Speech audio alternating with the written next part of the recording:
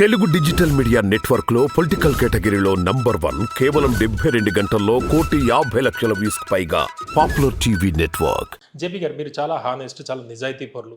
అయితే రాజకీయాలకు సంబంధించి మీ అంచనాలు మొదటి నుంచి చూస్తుంటే మీరు లోక్సత్తా పార్టీ పెట్టిన దగ్గర నుంచి కూడా మీ అంచనాలు అన్నీ కూడా తారుమారు అవుతున్నట్టే కనిపిస్తుంది. ఎందుకంటే లోక్సత్తా స్వచ్ఛంద సంస్థ దగ్గర నుంచి పార్టీ పెట్టారు, అక్కడ రిజల్ట్ సరిగ్గా రాలేదు. అయితే రిజల్ట్ గురించి తర్వాత మనం మాట్లాడినా కూడా లేటెస్ట్గా మీరు తెలంగాణ ఎన్నికలు జరిగినప్పుడు కేటీఆర్ గారిని మీరు ఇంటర్వ్యూ చేశారు. అది టీవీ ఛానల్స్, సోషల్ మీడియాలో బాగా వైరల్ అయింది. అక్కడ కూడా మీరు చెప్పారు కేసీఆర్ గారి పనితీరు బాగుంది, డెవలప్మెంట్ బాగా జరిగింది, ఇవన్నీ చెప్పారు. అయితే రిజల్ట్ వచ్చేటప్పటికి మీ అంచనాలన్నీ తారుమారయ్యాయి. అందుకని ఇప్పుడు రిజల్ట్ అంచనా వేసుకుని మాట్లాడేది కాదు నేను ఏనాడు కూడా. సమాజంలో అంటే మీకు పబ్లిక్ ఆ గ్యాప్ వస్తుందంటారా, లేకపోతే దాన్ని ఏమన్నా అర్థం చేసుకోలేకపోతున్నారా వాళ్ళు? నేను ఆఫ్టర్ నేను ఒకడిని అలా కాదు చూడాల్సింది. మీరు రిఫార్మర్స్. ప్రజాస్వామ్యం ఒక వర్క్ ఇన్ ప్రోగ్రెస్. భారతదేశంలో ఏ ఒక్కళ్ళు మన పరిపూర్ణ ప్రజాస్వామ్యం అనలేరు. మనకి 4 మంచి లక్షణాలు ఉన్నాయి ప్రజాస్వామ్యంలో. ఒకటి, ఖచ్చితంగా మనకి రాజకీయంగా బలమైన పోటీ ఉంది అన్ని చోట్ల కూడా. 2, ఆ పోటీ చేయడానికి తగిన స్వేచ్ఛలు ఉన్నాయి. వాక్ స్వాతంత్రం కానీ, పార్టీలకు స్వేచ్ఛ కానీ, మరొకటి కానీ హక్కులు ఉన్నాయి. 3, ఎన్నికల వరకు బయట డబ్బులు రాజ్యమైనా మిగతా ప్రలోభాలు ఉన్నా కూడా ఎన్నికలు బ్యాలెట్ బాక్స్ వరకు నిజాయితీగా ఎన్నికలు స్వేచ్ఛగా ఓటేస్తున్నారు, నిజాయితీగా లెక్క పెడుతున్నారు. ఎవరు నెగ్గారో వాళ్ళే అధికారంలోకి వస్తున్నారు. అంతే జరుగుతుంది. శాంతియుతంగా అధికారం మార్పు వస్తుంది, దాన్ని ప్రజలు ఆమోదిస్తున్నారు. 4, ఎన్నికైన ప్రభుత్వం నిజంగా అధికారంలో ఉంది, వెనకాలేదో మిలిటరీ వాడో మరొకటో కాకుండా. ఇంతవరకు మంది ప్రజాస్వామ్యం. మిగతావన్నీ లోపాలు ఉన్నాయి మనకి. లేకపోతే అసెంబ్లీ కాన్స్టిట్యున్సీకి 25 కోట్లు ఖర్చు ఎందుకు అవుతుంది? అది ఖర్చు పెట్టలేదని చెప్తారు ఎవరన్నా? నేను ఎవరిని తిట్టట్లా, అందరూ దానిలో ఊబిలో కూరుకున్నారు. డబ్బు ఖర్చు పెట్టడం వల్లే ఇక్కడ డబ్బు ఒకటే కాదు, అధికారంలోకి డబ్బు ఒకటే అందరూ పెట్టారు, వీళ్ళు చెప్పట్లా. అది చెప్పేది ప్రజాస్వామ్యం లోపాలు ఉన్నాయి. అంటే నేను అడుగుతుంది మీ అంచనాలు ఎక్కడ? అలా కాదు, ఎప్పుడు ప్రజలు తమ సంక్షేమం కోసం, నిజమైన సంక్షేమం కోసం ఓటేస్తారు? నా ఓటుకి నా జీవితానికి మధ్య సంబంధం స్పష్టంగా అర్థమైనప్పుడు. మనకు అర్థమయ్యేటువంటి సమాజం లేదు. అలాంటి వ్యవస్థ నిర్మాణం చేయాలి. సమాజంలోనే మార్పు తేడా ఉంది. రాజ్య వ్యవస్థలో మార్పు. అధికార కేంద్రీకరణ ఏమవుతుంటే నేను ఎప్పుడు చెప్తుంటాను. ఇప్పుడు ఇక్కడ డిపార్ట్మెంట్లో ఉన్నాము, ప్రతి నెల మెయింటెనెన్స్ ఫీ కడుతున్నాం, అది ట్యాక్స్ అనుకోండి. నచ్చిన వాళ్ళని, మీలాంటి వాళ్ళని మేము కమిటీగా ఎన్నుకున్నాం, వాళ్ళు ప్రభుత్వం అనుకోండి. నాకు ఎందుకు ఎన్నుకున్నానో చాలా స్పష్టత ఉన్నది.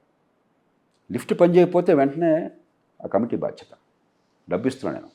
ఫోన్ ఎత్తి మోహిత్ భాయ్ ఏంటి లిఫ్ట్ పని చేయట్లేదని చెప్తాను నేను. పార్కింగ్ బాగోకపోయినా, ఇంటికి నీళ్లు రాకపోయినా. అంత స్పష్టమైన అవగాహన ఉంటేనే ప్రజాస్వామ్యం పనిచేస్తుంది. మన దేశంలో బలో స్వతంత్ర భారత్కి జై. మనం వేసే ఓటుకి నా జీవితానికి మంచి సంబంధం నాకు అర్థం కావట్లా. అందుకనే డబ్బు, అందుకనే తాత్కాలికమైనటువంటి తాయిలాలు ఇన్ని చెప్పాల్సిన అవసరం ఉందని. మీ పిల్లల భవిష్యత్తు చూసుకుంటే నేను చెప్పాలా? ఎందుకు అవసరం అవుతుంది? ఎందుకు అవసరం అవుతుంది? నా పిల్లల భవిష్యత్తుకి నా ఓటుకి సంబంధం నాకు అర్థం కావట్లా. కాబట్టి చచ్చినట్టు పెళ్ళికి వచ్చింది కట్నం, ఇవాళ వచ్చింది తీసుకుందాం, డబ్బు కానీ ఇవాళ తాత్కాలికమైనటువంటి తాళం కానీ తీసుకుందాం. ప్రజలు తప్పట్టేది కాదు, రాజ్య వ్యవస్థ తప్పు, అన్ని పార్టీలు అలాగే చేస్తున్నాయి. ఇప్పుడు నాయకత్వం తప్పు, మన రాజ్య నిర్మాణం తప్పు. 3వది, ఇది కూడా కాకపోతే కులం అనగానే మనకు వెంటనే పూనకం వచ్చేస్తుంది. ఎందుకంటే మనం మరి ఇష్టం ఉన్నా లేకపోయినా కూడా ప్రతి వాడికి కులం అంట కడతారు కదా. చాలామంది కులమే కదా వాడికి రిలేషన్షిప్ ఉండేది. కాబట్టి సహజంగానే మన కులం మన వర్గానగానే జరిచిపోతారు. ఈ 3 రాజ్యం వెళ్తున్నాయి. అలాంటి దేశంలో నేను ఇప్పుడు ఒక్కరోజు పరిపక్వ ప్రజాస్వామ్యం ఒకరోజు రాదు. అలాగనే మంది పనికిరాని ప్రజాస్వామ్యం కాదు, బలమైన ప్రజాస్వామ్యం, నిజమైన ప్రజాస్వామ్యం, లోపభూయిష్టమైన ప్రజాస్వామ్యం. ఆ లోపాలను సవరించడం ఎట్లాగా, మంచి మార్గాలు ఉంటట్లాగా నేను ఎప్పుడు ఆశావాదిని. ఇప్పుడు అమెరికా ఉంది, గొప్ప ప్రజాస్వామ్యం అనుకున్నాం, ఇవాళ చూసాం ఏం జరుగుతుందో చూస్తున్నాం మనం. కాబట్టి ప్రజాస్వామ్యంలో ఇవన్నీ కూడా అనివార్యం. అలాంటి వాళ్ళని ఎవడు గెలుస్తాడో ఎవరు ఓడతాడో తర్వాత చూద్దాం, నాకు అనవసరం. ఏం జరగాలి, నేను ఎప్పుడు ఎవరు నెగ్గుతారో ముఖ్యంగా నాకు. ఎన్నిక అయిన తర్వాత అసలు ఏం జరగాలి, ఆ జరిగేదానికి ఏదైతే సరైన అవకాశం ఎక్కువ కనిపిస్తుంది. అంతే తప్ప వీళ్ళు నెగ్గుతారు కాబట్టి వాళ్ళు పక్కకి వెళ్దాం, వాళ్ళు ఓడతారు కాబట్టి ఈ మార్పు అంతా జాతీయ స్థాయిలో బీజేపీ తోటి, రాష్ట్రంలో టీడీపీ జనసేన తోటి సాధ్యం అవుతుంది మీరు భావిస్తున్నారు? ఉన్న పరిస్థితులు ఇదేమి దేవతల రాక్షస మధ్య పోరాటం కాదు. మనకున్నటువంటి చాయిసెస్లో ఎన్నికల్లో ప్రధాన భూమిక వహిస్తున్నటువంటి పార్టీలు, అభ్యర్థుల మధ్య ఎవరు ఆర్థిక అభివృద్ధికి బాటలు వేసే అవకాశం స్పష్టంగా ఉంది. వాళ్ళ ఎజెండా ప్రకారం కానీ, లేకపోతే వాళ్ళ ఆచరణ ప్రకారం కానీ, దాన్ని బట్టి అంచనా వేసుకోవాలి. ఓకే, ఇప్పుడు ఆంధ్రప్రదేశ్లో చూస్తుంటే మీకు ఏ పార్టీ గెలిచే అవకాశం ఉంది? అది అంచనా మీరే చెప్పారు, నాకు ఇందాక అంచనా తెలియదు. నిజంగా నేను ఒప్పుకుంటాను, అది నాకు తెలియదు. కానీ ఒకటి గట్టిగా చెప్పగలను, నేను ఇవాళ కాదు 4 ఏళ్ళ నుంచి చెప్తున్నాను. ఆంధ్రప్రదేశ్లో జరగబోయే ఎన్నిక ఒక నిర్ణయాత్మకమైన ఎన్నిక దేశానికి. మనకు ఎంతసేపటికి ఈ కులాలు, రెడ్లు అయితే వైకాపా, కమ్మోళ్ళు అయితే చంద్రబాబు నాయుడు, అదే కాపులు అయితే జనసేన, ఇట్లా పిచ్చిగా ఆలోచిస్తున్నాం. ఇదంతా కూడా చాలా సంకుచితమైన మూర్ఖమైన ఆలోచన. అంతకు మించినటువంటి ఎన్నిక ఇది. సమర్థంగా సంక్షేమ ఫలితాలు వెళ్తున్నమాట వాస్తవం. తాత్కాలికమైన వ్యక్తిగత ప్రయోజనాలు సమర్థంగా వెళ్తున్నమాట వాస్తవం పెద్ద ఎత్తున. కానీ అదొక్కటే పరిపాలన, ఇదే పరిపాలన అన్న భావాన్ని కలగజేస్తున్నారు. దానికి సంక్షేమాన్ని అభివృద్ధితో సమతూకం చేయాలన్న వాదనకి మధ్య జరగాల్సిన పోరాటం ఇది. ఒక పేద దేశంలో, ప్రజలకి సేవలు సరిగ్గా అందని దేశంలో, ఇలా కాకుండా వేరే సమాజం ఎట్లా ఉంటుందో ఊహించడం కష్టమైన వాళ్ళు ఎక్కువ మంది ఉన్న దేశంలో చాలా జాగ్రత్తగా మాట్లాడుతున్నాను. సంక్షేమానికి ఎప్పుడు కూడా చాలా పెద్ద పాత్ర ఉంటుంది.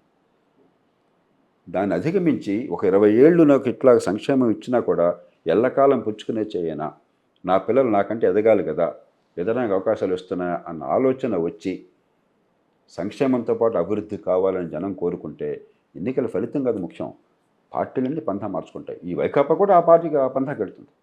అది ముఖ్యం. ఒక పార్టీయే దీనికి ఉన్నట్టయితే జాతీయ స్థాయి కానీ రాష్ట్రంలో కానీ ఇంకో పార్టీ రేపొద్దున ఏమవుతుంది, ఇంకో పార్టీ వస్తే ఏమవుతుంది, దేశం ప్రమాదంలో పడుతుంది. కాబట్టి కొన్ని మౌలికమైన విషయాల్లో ఏకాభిప్రాయం కావాలి.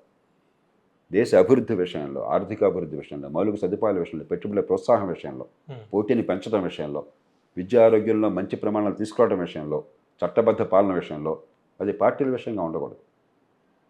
ఏ విధానాన్ని అనుసరిద్దామని తేడా ఉండొచ్చు, కానీ ఆ లక్ష్యం విషయంలో తేడాలు ఉండకూడదు. ఇవాళ లక్ష్యంలో తేడాలు ఉన్నాయి, అందుకోసం చెప్పని ఈ పోరాటం.